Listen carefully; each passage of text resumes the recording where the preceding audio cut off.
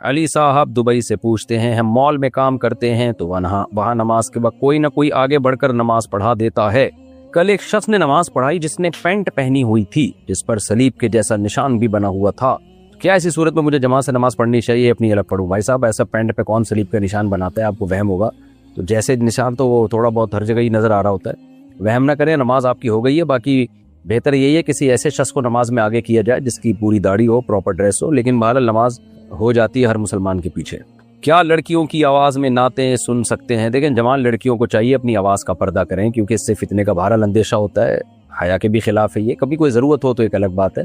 تو اس طرح ان کا جوان لڑکیوں کے لیے میڈیا پہ آ کے نعتیں پڑھنا ٹھیک عمل نہیں ہے. تو سننے سے بھی اجتناب بہتر ہی ہے. فتنے سے جتنا دور رہیں اتنا زیادہ اچھا ہے. عمرہ کرنے سے کیا تمام گناہ معاف ہو جاتے ہیں؟ تو کیا قضا نمازیں معاف نہیں ہوں گی؟ جبکہ عمر بھی 60 سال سے اوپر ہو تو بندہ کیا کرے؟ دیکھیں حدیثوں میں جو آتا ہے نا فلاں عمل سے گناہ معاف ہوتے ہیں تو اس سے صغیرہ گناہ مراد ہوتے ہیں. کبیرہ گناہ توبہ کے بغیر معاف نہیں ہوتے. نماز قضا کرنا صغیرہ میں نہیں ہے, کبیرہ میں داخل ہے. لہذا وہ توبہ بھی کرنی پڑے گی اور اس کی تلافی یعنی قضا بھی کرنی پڑے گی.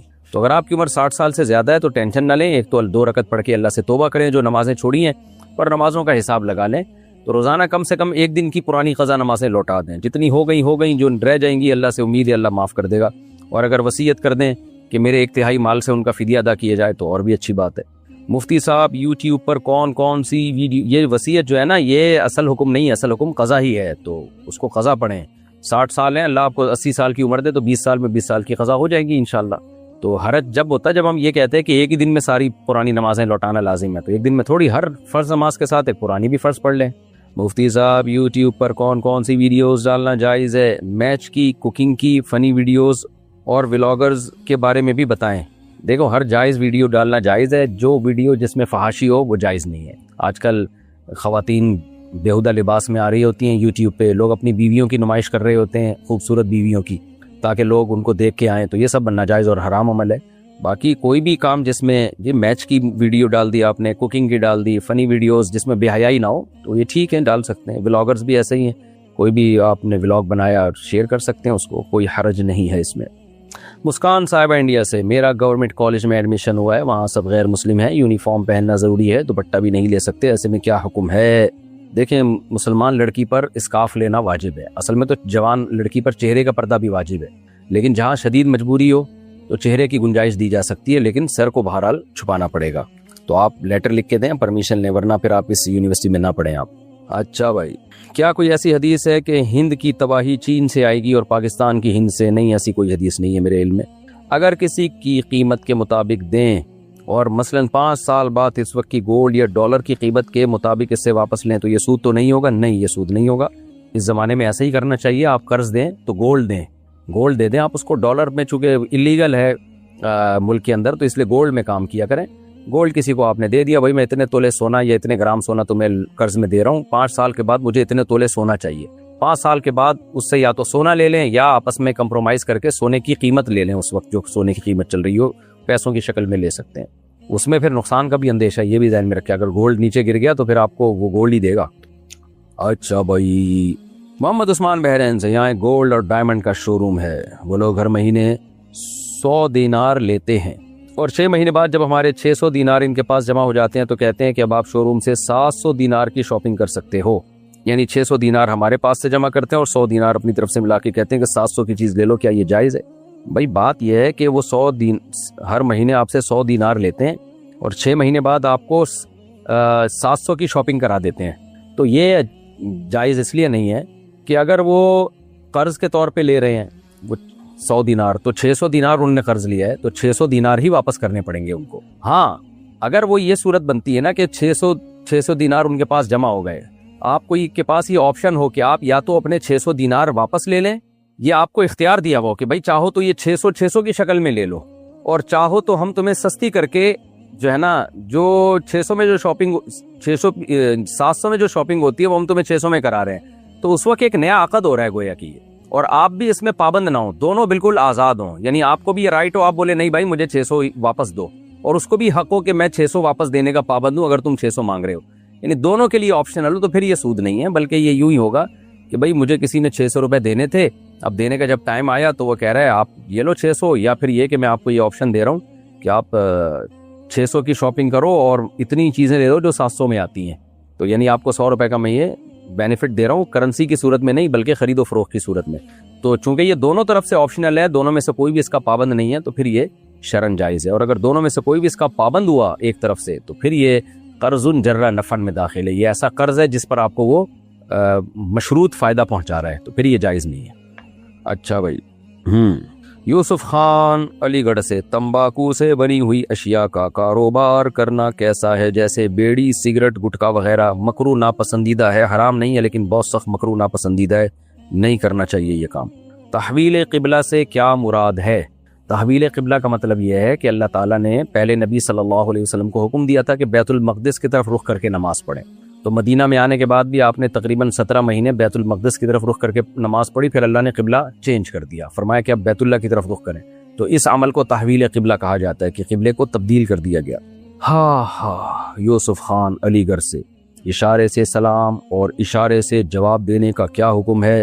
اور مصافحہ کے بعد سینے پر ہاتھ رکھنا کیسا ہے؟ دیکھیں، نبی صلی اللہ علیہ وسلم نے اہل کتاب کی مشابہت سے منع کیا اور اشارے سے سلام کرنے سے منع کیا، لیکن اس حدیث کا مطلب علماء نے بتایا ہے اس سے وہ اشارہ مراد ہے جس میں سلام نہ ہو، خالی اشارہ ہی ہو. تو اگر کوئی بندہ دور ہے اور آپ ہاتھ سے اشارہ کر کے سلام کرتے ہیں لیکن منہ سے سلام بھی کہتے ہیں تو یہ جائز ہے. باقی سینے پہ ہاتھ رکھنا اس کا کوئی ثبوت نہیں ہے، تو اس کو کوئی سنت سمجھتا ہے تو غلط ہے، سنت نہ سمجھے، ویسے ہی ایک اشارہ کر رہا ہے رسپیکٹ کے لیے، تو اس میں کوئی حرج بھی نہیں ہے. اگر والد کو ڈاکٹر بتا دے کہ جانے کا وقت آ گیا ہے اور وہ اپنے بینک سے ساری رقم ایک بیٹے کے اکاؤنٹ میں ٹرانسفر کر دے تو کیا اس کو گناہ ہوگا؟ اگر والد کو یہ خطرہ ہے کہ میں نے ساری رقم بیٹے کے اکاؤنٹ میں ٹرانسفر کر دی تو وہ کھا جائے گا، باقیوں کو حصہ نہیں دے گا، تو پھر تو یہ عمل حرام اور ناجائز ہے. لیکن اگر والد کو بیٹے پر 100% اطمینان ہے، اعتماد ہے کہ میں اس کے اکاؤنٹ میں ڈالوں گا تو یہ کھائے گا نہیں بلکہ وراثت کو شرعی اصولوں کے مطابق تقسیم کرے گا، تو پھر یہ عمل جائز بلکہ مستحب ہے تاکہ وارثوں کو آگے تکلیف نہ ہو. میاں بیوی کا جھگڑا ہوا اور بیوی نے قسم کھائی کہ اب تمہارے پاس نہیں آؤں گی. اب وہ کہہ رہی ہے کہ میں نے قسم کھا لی تھی تو ہمارا نکاح ٹوٹ گیا، برائے مہربانی اس کا حل بتا دیں. نہ جی، بیوی کے نکاح توڑنے سے نکاح نہیں ٹوٹتا، نکاح توڑنے کا حق اللہ نے شوہر کو دیا ہے، تو بس بیوی کو چاہیے کہ وہ چلی جائے اور قسم کا کفارہ ادا کر دے، اس سے نکاح نہیں ٹوٹتا. اگر کسی بیماری کی وجہ سے آنے والی نسل میں بھی وہ بیماری آ رہی ہو یا آنے کا خدشہ ہو تو کیا خلا لے سکتے ہیں؟ ہاں، ایسی صورت میں عورت شوہر سے خلا کا مطالبہ کر سکتی ہے. خلا کا مطلب یہ ہے کہ شوہر سے کہہ دے بھائی آپ مہر واپس لو اور مجھے طلاق دے دو. تو اگر شوہر دے دے تو اچھی بات ہے، نہیں دے تو پھر زبردستی خلا نہیں ہو سکتا، کیونکہ خلا دونوں طرف سے ایگریمنٹ کا نام ہے. لے پالک کا وراثت میں حصے کے بارے میں کیا حکم ہوگا؟ نہیں جی، لے پالک کا وراثت میں کوئی حصہ نہیں ہوتا، البتہ جو جس نے بچہ لے کے پالا ہے وہ اس کے لیے 1/3 تک کی وصیت کر سکتا ہے، 1/3 تک کی، یا زندگی میں ہی اس کو مالک بنا سکتا ہے دے کے. امان اللہ صاحب انڈیا سے، ایک بھائی جدہ میں رہتا ہے اور وہ اپنے انڈیا والے بھائی سے کہتا ہے کہ میری طرف سے 5000 روپے فلاں شخص کو زکوٰۃ دے دو، جب میں انڈیا آؤں گا تو تمہیں دے دوں گا، اور یہ 5000 میرے اوپر تمہارا قرض ہوگا، کیا اس طرح سے زکوٰۃ ادا ہو جائے گی؟ جی ہاں جی، ادا ہو جائے گی. بلکہ زبان سے یہ کہنا بھی ضروری نہیں کہ زکوٰۃ میں دے دو، دل میں نیت کرے کہ زکوٰۃ ہے، زبان سے کہہ دے بھائی میری طرف سے 5000 فلاں کو دے دو، تو بھی زکوٰۃ ادا ہو جائے گی. میرا رشتہ میری امی نے ماموں کی بیٹی کے لیے دیا ہوا ہے، لیکن ماموں بریلوی خیالات کے ہیں اور کہہ رہے ہیں کہ مرید ہو جاؤ تو رشتہ دے دوں گا. سبحان اللہ. اور اگر مرید نہیں بنے تو رشتہ بھی نہیں دوں گا. میں اور ماموں کی بیٹی ایک دوسرے کو پسند کرتے ہیں تو مرید بن جائیں، شادی کریں، اس کے بعد بولیں السلام علیکم بھائی پیر صاحب، السلام علیکم. تو جہالت کا یہی علاج ہوتا ہے.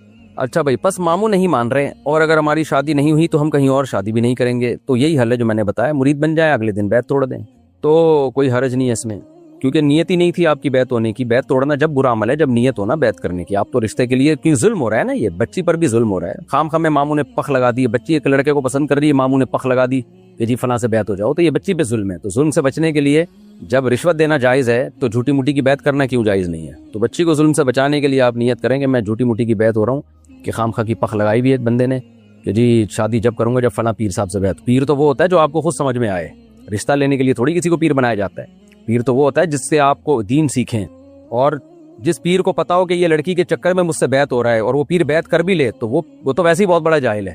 تو پیر تو وہ ہوتا ہے کہ آپ اس سے مینٹور بنا رہے ہو کہ بھائی میری اصلاح کرنی ہے، آپ نے مجھے گناہوں سے بچانے کا نسخے بتانے ہیں، تو وہ تو جو سچا پیر جسے کہتے ہیں اس کو تلاش کریں آپ. ہو سکتا ہے یہ بھی سچے پیر ہوں، ان کو کان میں جا کے بتا دیں کہ میں اس لڑکی کو پسند کرتا ہوں، یہ بھی مجھے پسند کرتی ہے، اس لڑکی کے ابا نے بولا میں آپ سے بیعت ہو جاؤں. تو اگر وہ سچا پیر ہوگا تو بولے گا بھائی ٹھیک ہے فیک بیعت کر لو، شادی کرو، اس کے بعد پتلی گلی سے نکلو. سچا پیر یہی کرے گا ایسے موقع پہ. اور اگر وہ آپ کا خیال ہے کہ ایسا نہیں کرے گا، اس کا مطلب وہ سچا پیر ہے ہی نہیں، تو اس کے ہاتھ میں تو فیک بہتی ہونی ہے پھر۔ اچھا بھائی، آنکھوں کے وائرل انفیکشن میں پانی پر